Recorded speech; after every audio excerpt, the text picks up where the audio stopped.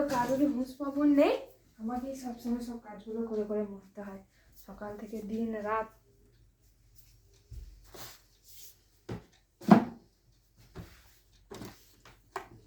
ঘরের কি অবস্থা, সারাদিনে যে একটু পরিষ্কার করবে তাও নয়।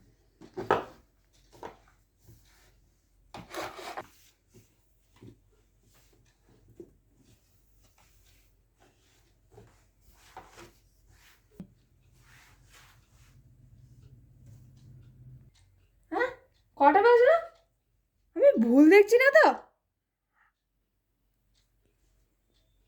8টা বেজে গেল।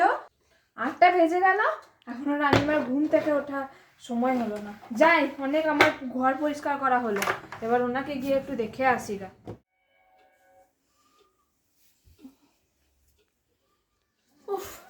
এই যে এই যে পটের বিবি, কটা বাজলো? কি কটা বাজলো? ঘরের কাজগুলো সকাল থেকে আমাকে করে করে মরতে হচ্ছে যে। দেখো বাবু, এখনো এত ডাকছি তারপরেও কোনো সারা শব্দ নেই। কি বউ আনলাম বলো দেখি। কি কটা বাজলো? কি হলো কি হলো মা? কি হলো মানে? কটা বাজলো? 8টা বেজে গেছে। 8টা বেজে গেছে? চলুন চলুন দেখি কি হলো, কাজ আছে। সকাল থেকে সব কাজ করে নিয়েছে, তোমাকে আর কিছু করতে হবে না। উপায় আসুক, তোমাকে বলছি আমি ওকে যে রাত তোমার 8টা কাহিনী।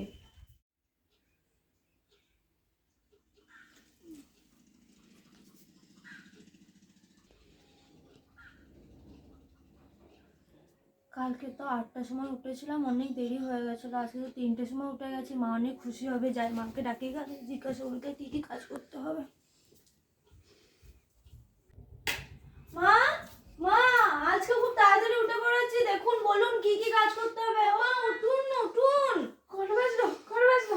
3টে বাজলো, ঘড়ি দেখতে হবে না, আপনি বলুন। অনেক সকালে উঠেছি, কি কি কাজ করতে হবে তাড়াতাড়ি করে নি। হায় ভগবান, আল্লাহ, তুমি যাও ঘুমাও গো, তোমাকে ভোরবেলায় উঠতে হবে, আমি সব কাজ করে নেবো, যাও ঘুমাও এ গো। বাবা, তাড়াতাড়ি উঠলেও সমস্যা, আবার দেরি করে উঠলেও সমস্যা। কি রে বাবা বুড়িটা। বেশ তাহলে ঘুমাই, তাহলে আপনি ঘুমান, আমি চললাম। ঠান্ডা রে, ও খেয়ে এবার একটু ঘুমাবো। দুদিন পর পরীক্ষা, একটু টেস্ট পেপারটা দেখি।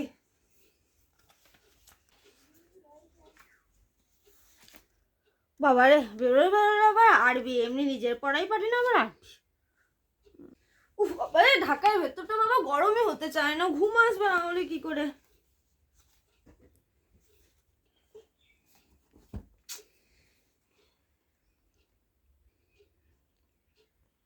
ফোনে চার্জ নেই।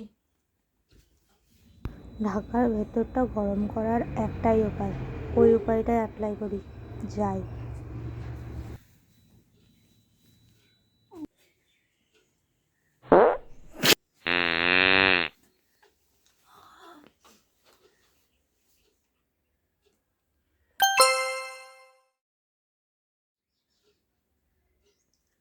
এ বুনি বুনি, আমাকে 1 গ্লাস জল দে না। তুই আমাকে জুলাই মাসের 15 তারিখ 5টা 20-তে আমি তোকে একবার টিভির রিমোট চেয়েছিলাম, তুই আমাকে দিসনি। আজকে কি করে আশা করলে আমি তোকে জল দেবো? তুই নিজে নিয়ে খাগা।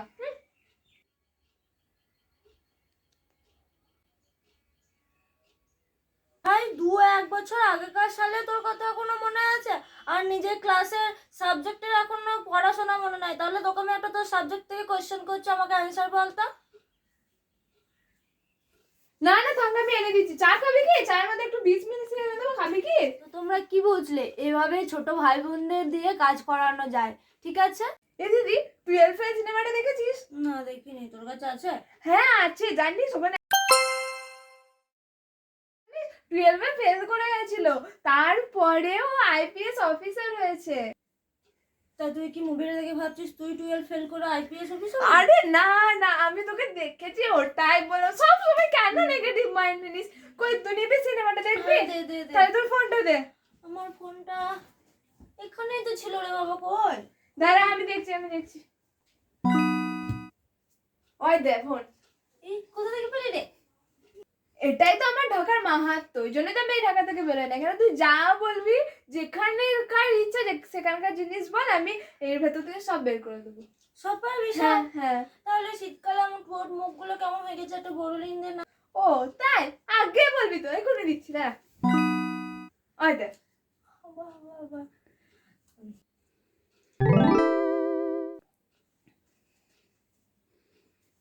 কি দেখছিস কি তুই? তুই কি লাগবে বল, আর কি লাগবে বল।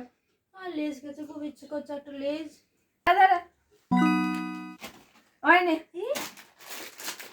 ওর ঢাকাটা কিন্তু বিরাট ভালো, চলে নিয়ে দিয়েছি যখন সবাই ঠান্ডায় বসে বসে খায়।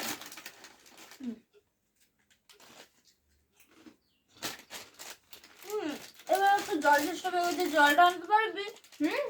সব পারবো, দাঁড়া এক্ষুনি এনে দিচ্ছি, দাঁড়া। এই নে।